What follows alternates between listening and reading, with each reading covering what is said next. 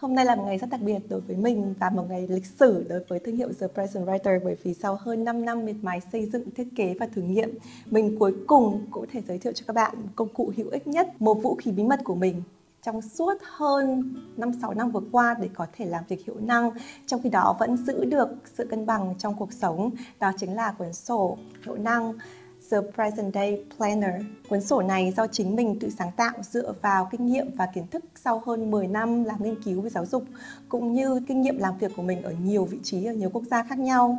Mình có thể nói với các bạn rằng là cuốn sổ này thực sự là thay đổi cuộc đời của mình. Trước khi ở cuốn sổ này, mình thực sự có một thời gian rất là stress và đứng trước bờ vực từ bỏ công việc học PhD, học tiến sĩ của mình tại Mỹ. Sau khi có công cụ này, mình đã tốt nghiệp tiến sĩ và mình có tới hơn 10 xuất bản khoa học. Trước khi tốt nghiệp tiến sĩ, mình có công việc trong mơ là giảng dạy và nghiên cứu tại một trường đại học tại Mỹ, và trong khi đó mình vẫn có một cuộc sống hạnh phúc với gia đình của mình. Vì vậy trong ngày hôm nay thì mình muốn giới thiệu cho các bạn công cụ này. Cuốn sổ trong tay mình là cuốn sổ mẫu, và khi video lên sóng, cuốn sổ chính thức đang được in, gia công và chuẩn bị tới tay các bạn. Mình sẽ để toàn bộ thông tin về đặt trước, pre-order ở phía dưới video trong phần miêu tả.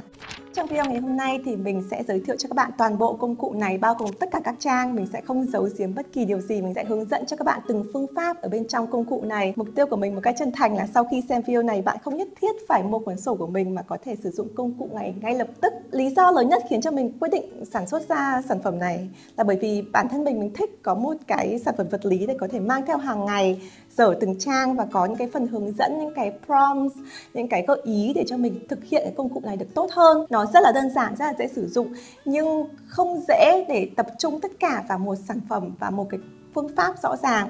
Mình hy vọng các bạn có thể thấy được điều này thông qua video ngày hôm nay. Nhìn tổng quan thì đây là một cuốn sổ khá là đầy đặn, không quá dày cũng không quá mỏng. Nó như là một cuốn sách để mình có thể mang đi hàng ngày, và cuốn sổ này có thể dùng được 6 tháng, hàng ngày trong 6 tháng, bao gồm cả thứ Bảy, Chủ nhật. Bìa sổ là bìa vải cao cấp, mình đã phải dành rất nhiều thời gian cũng như là chi phí để tìm cái vải phù hợp, bởi vì là mình muốn cuốn sổ có cảm giác thực sự là khác biệt khi các bạn cầm vào, chứ không có cảm giác như là những cuốn sổ bìa da thông thường, như cuốn sổ mà các cô các bác vẫn cầm đi họp. Bên trong sổ là in màu xanh trắng, giấy nhẹ 70 gram và mịn. Mình cũng dành rất nhiều thời gian để chọn giấy để đảm bảo không thấm mực qua từng tờ giấy, nhưng mà cũng không quá dày để khiến cho độ dày của cuốn sổ quá lớn. Ngôn ngữ trong cuốn sổ này là tiếng Anh, bởi vì mình muốn cuốn sổ công cụ này có thể vươn tới cộng đồng quốc tế. Tuy vậy các bạn đừng lo, vì là cái ngôn từ mình sử dụng trong đây cũng rất là đơn giản và mình đã có hướng dẫn cụ thể sau đây. Do vậy bạn không cần phải quá giỏi tiếng Anh cũng có thể sử dụng cuốn sổ này. Cuốn sổ gồm có 5 phần chính. Phần đầu tiên là monthly planning, có nghĩa là kế hoạch trong tháng. Phần thứ hai là weekly notes, là những cái phần mà mình ghi chép ở trong tuần. Phần thứ ba là weekly planning, là nơi mà mình lập kế hoạch cho tuần. Thì phần sau mình sẽ hướng dẫn cho các bạn cụ thể cách lập kế hoạch từng tuần theo cái matrix này dựa vào phương pháp Eisenhower. Phần thứ tư là daily planning, hay còn gọi là lập kế hoạch cho từng ngày. Đây là nơi mà mình sẽ làm việc thực sự theo từng ngày, sử dụng phương pháp Pomodoro, hay còn gọi là phương pháp quả cà chua, với 25 phút làm và 5 phút nghỉ, với nhịp như vậy đều đặn tới 10 Pomodoro trong một ngày. Phần thứ 5 là weekly reflection, là nơi mà mình nhìn lại tuần vừa qua của mình xem là mình cảm thấy như thế nào, có điều gì mình thành công, mình đạt được, có điều gì mình học được và có điều gì mình muốn rút kinh nghiệm cho tuần tiếp theo, cũng như có một số cái gợi ý để mình xem lại trang tháng để xem là mình có cái deadline gì mình cần phải chú ý trong tháng này. Ngoài ra thì mình còn có một số cái trang khác nữa, ví dụ như là trang có những câu nói hay, trang course, hay là những cái trang trắng để mình có thể ghi những ghi chép tự do. Trang đầu tiên là trang tháng, mình có layout ở đây là một cái phần trống với từng ô để các bạn có thể điền cái ngày trong tháng vào. Các bạn có thể thấy bên tay trái là cái phần viết tắt ở những tháng, thì ví dụ như là đây là tháng nào thì bạn có thể khoanh tròn tháng đó. Và bên cạnh là câu nói tháng này sẽ là, thì đây là cái phần là mình nói về cái chủ đề trong tháng đấy, ví dụ bạn muốn cảm thấy như thế nào, bạn muốn tháng này tập trung vào điều gì. Bên tay phải này là những cái mục tiêu của từng tháng, thì mình để 3 mục tiêu chính thì mình sẽ theo dõi với cái phần checklist này xem là mình đã đạt được mục tiêu như thế nào. Ngoài ra ở lề bên tay trái thì mình có cái phần trắng này để mình có thể ghi chú những cái deadline quan trọng trong tháng, cũng như là bạn có thể làm những cái phần tracking hay là vẽ tùy theo mong muốn của bạn. Thì đây là cái phần cá nhân của mình ấy, thì đây là tháng 4 của mình. Thì chủ đề trong tháng 4 của mình là bình an. Đây là tháng mà mình đi làm nghiên cứu, mình sáng tạo, mình di chuyển rất là nhiều để thực hiện dự án này cũng như những dự án nghiên cứu của mình. Ở bên tay trái này thì mình ghi lại một số những cái lịch trình của mình. Các bạn thấy là cái layout này cho phép mình có thể rất là linh hoạt theo từng tháng và theo từng những cái mục tiêu mong muốn của mình. Đó. Trang tiếp theo là layout của phần Weekly Note và Weekly Planning. Weekly Note đơn giản là một trang trắng để mình có thể ghi lại những cái highlight trong tuần, ví dụ như lịch họp, lịch làm việc, những cái ý tưởng. Chẳng hạn như mình ở đây có ghi một số cái mục tiêu mình phải làm cho từng phần công việc của mình. Hay là ví dụ tuần này mình chỉ ghi rất đơn giản là đây là cái tuần trước khi mình đi công tác Chicago thì mình cần phải làm tất cả các công việc để chuẩn bị cho cái lịch công tác này. Thì đó là cái trang để ghi chép. Bên tay phải là layout của trang Weekly Planning. Thì trang này mình có thiết kế theo cái mô hình matrix ma trận của phương pháp Eisenhower. Thì mình sẽ link ở đây một cái video mình đã làm từ trước về ma trận này. Nhưng về cơ bản thì ở trong ma trận này mình sẽ phân những cái công việc, cái đầu việc của mình ra làm 4 ô. Ô quan trọng và khẩn cấp là ô mình sẽ ưu tiên làm đầu tiên. Ô thứ hai là ô không quan trọng nhưng khẩn cấp, là những việc mà mình cần phải làm ngay nhưng mà không quá là quan trọng trong cái hành trình của mình thì mình có thể giao cho người khác làm và mình có thể làm khi mà mình có thời gian trong tuần. Ô tiếp theo là ô quan trọng nhưng không khẩn cấp. Đây là những cái việc mà mình sẽ phải thiết kế thời gian để làm trong tuần. Ô cuối cùng là ô không quan trọng và không khẩn cấp, là ô mà mình sẽ có những việc mà mình có thể phải gạch bỏ đi, chuyển sang tuần khác, hoặc là mình sẽ chuyển cho người khác làm, và mình sẽ cân nhắc xem là mình có nên làm cái việc đó hay không. Đây là một tuần ví dụ mà mình làm thực tế. Thì chẳng hạn như trong tuần này thì cái phần quan trọng nhất của mình là làm một cái đề án nghiên cứu cho hội thảo chẳng hạn. Thì đây là cái phần mình cần làm ngay, là những cái điều mà ưu tiên. Cái phần khác thì nó không có quan trọng thì mình sẽ giao cho team của mình làm, và mình sẽ làm khi mình có thời gian. Đôi khi trong tuần kết thúc mà mình chưa hoàn thành được những cái việc mà mình muốn làm, đặc biệt là những cái việc mà không quan trọng, không khẩn cấp, thì mình sẽ khoanh tròn lại và mình làm ở trong tuần sau. Ở dưới đây thì mình cũng thiết kế một phần có tên là Habit Tracker, tức là mình theo dõi thói quen của mình. Chẳng hạn có thói quen nào mà bạn muốn thực hiện và theo dõi trong tuần này thì mình sẽ điền tên ở đây và mình sẽ ghi chú xem là trong từng ngày mình đã đạt được đến đâu. Ở dòng cuối này thì mình cũng có một phần nhỏ cho self-care, chăm sóc bản thân. Điều gì đối với bạn là quan trọng để bạn có thể chăm sóc bản thân mình có thể ghi ở đây để mình gợi nhớ bản thân. Chẳng hạn như là trong tuần này thì mình có track về routine buổi sáng, routine buổi tối, và mình có track về phần mà mình ăn uống có healthy hay không.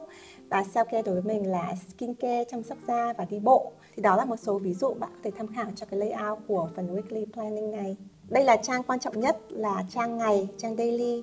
Với trang này thì mình sẽ bắt đầu với những cái ngày trong tuần, thì bạn có thể khoanh tròn những cái ngày mà bạn thực hiện cái trang này. Bên cạnh là thứ ngày tháng. Trang daily bắt đầu với một câu quote truyền cảm hứng để mình có thể bắt đầu ngày mới với ý tưởng thú vị. Mình cũng sẽ bắt đầu ngày mới với nhật ký biết ơn, với câu nói hôm nay tôi cảm thấy biết ơn về điều này. Thì trong phần này thì mình sẽ ghi lại một câu ngắn về những điều mình biết ơn trong ngày. Thì mình biết rằng là khi mình bắt đầu ngày mới với một điều mình biết ơn thì mình luôn cảm thấy là một ngày mới của mình được bắt đầu tích cực. Ở phần này là phần mình ghi lại những cái nhiệm vụ trong ngày. Cái nhiệm vụ quan trọng nhất mình để phía trên và những nhiệm vụ ít quan trọng hơn mình để phía dưới. Phần này là cái phần mà mình nói đến Pomodoro. Ở Pomodoro bạn có thể xác định bao nhiêu thời gian ước tính bạn làm một nhiệm vụ. Ví dụ như mình ước tính mình sẽ dành ra khoảng 25 phút, tức là 1 Pomodoro để hoàn thành bài nghiên cứu này. Thì do vậy trong thực tế khi mình làm thì mình sẽ track bao nhiêu Pomodoro. Thì trong thực tế bạn có thể thấy rằng là mình sử dụng đến 2 Pomodoro, tức là khoảng độ 50 phút thay vì 25 phút, thì mình cũng ghi chép ở đây. Và dần dần đến những cái nhiệm vụ khác trong ngày thì mình cũng ghi chép ở đây. Ở đây các bạn có thể thấy một điều rất quan trọng, là một cái mà mình đã cải tiến so với tất cả những cái công cụ mà sử dụng cái phương pháp Pomodoro này. Đấy là mình có ấn định cái phần cao nhất của Pomodoro ở đây là 10. Tại vì theo kinh nghiệm cá nhân của mình và cũng như thử nghiệm cái sổ này với rất nhiều người khác á, thì mình thấy rằng là khi một ngày bạn làm được 10 Pomodoro, tức là khoảng 250 phút tập trung tuyệt đối, thì đó là cái khoảng thời gian mình cảm thấy là lớn nhất để cho năng lượng của mình được tập trung và mình không quá mệt trong ngày. Thế do vậy trong video trong ngày hôm nay thì mình có làm thêm, sau khi đã làm được 10 Pomodoro thì mình có làm thêm được 2 cái Pomodoro nữa, nhưng mà đó là một ngày cực kỳ hiệu quả, và thông thường thì mình thường hướng tới khoảng 10 Pomodoro một ngày.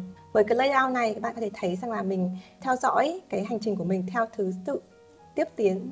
Ví dụ mình làm đến cái Pomodoro thứ 2 thì mình sẽ tiếp tục cái phần này ở Pomodoro thứ 3 tới thứ 5, rồi mình tiếp tục thứ 6, thứ 7, chứ mình không quay lại từ ban đầu. Mình chỉ quay lại từ ban đầu khi mình đã hết cái 10 Pomodoro. Thì như vậy mình sẽ có cái nhìn thực tế hơn là mình sẽ làm được bao nhiêu việc trong ngày và bao nhiêu thời gian để tập trung tuyệt đối. Ở phần phía dưới bạn có thể thấy là mình có cái phần note để ghi chú thêm trong ngày những cái gì bạn muốn ghi thêm vào. Và cuối ngày thì mình có tổng kết bằng một câu nói. Ví dụ ngày hôm đó của bạn như thế nào thì mình có thể ghi vào đây để tổng kết lại cái ngày đấy, nhìn lại ngày đấy của mình. Cuối mỗi tuần thì mình sẽ có trang weekly reflection, tức là trang mình nhìn lại cái tuần vừa qua.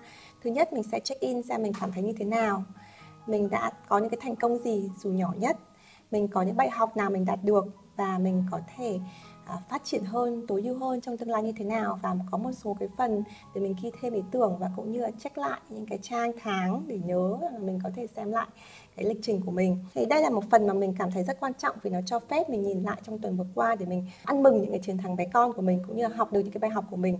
Cuối cùng thì thực ra cuộc đời là một cuộc chơi, quan trọng là mình học được điều gì và mình có thể rút ra điều gì quan trọng để mình áp dụng vào những cái tuần tiếp theo.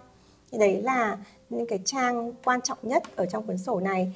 Ngoài ra cuốn sổ có một số trang vui vui, thú vị. Ví dụ như một trang có phần trích dẫn thú vị có liên quan đến cái chủ đề chung của cuốn sổ và những cái trang trắng để mình có thể ghi chép tự do. Thì mình có cài vào đây một số thông điệp cá nhân nữa, bạn có thể tìm hiểu thêm khi các bạn sử dụng cuốn sổ này. Đó là toàn bộ layout, toàn bộ các trang, tất cả công cụ mà mình đã thiết kế trong hơn 5 năm vừa qua trong cuốn sổ này. Mình hy vọng qua video này các bạn hiểu hơn về công cụ hữu ích này. Và như mình đã nói, khi các bạn xem video này thì cuốn sổ đã sẵn sàng để các bạn có thể đặt trước. Thì mọi thông tin mình sẽ để ở phần miêu tả cho các bạn. Tuy nhiên, dù các bạn có quyết định mua cuốn sổ hay không thì mình hy vọng là các bạn thấy cuốn sổ này hữu ích, thấy công cụ này hữu ích và có thể sử dụng trong cuộc sống của bạn, cũng như chia sẻ cho người thân, bạn bè, thầy cô giáo, tất cả những ai mà bạn nghĩ có thể tận dụng được công cụ này. Đây cũng chính là cái điều mình mong mỏi nhất khi mình tạo ra sản phẩm này, vì mình muốn thông qua cuốn sổ này mang lại cái công cụ, mang lại cái phương pháp này tới cho cộng đồng. Cảm ơn tất cả mọi người và hẹn gặp lại các bạn một ngày không xa ở Việt Nam, ở Mỹ, ở Úc, ở Hàn Quốc, ở bất kỳ đâu mà mình có cuốn sổ này. Cảm ơn mọi người. Bye.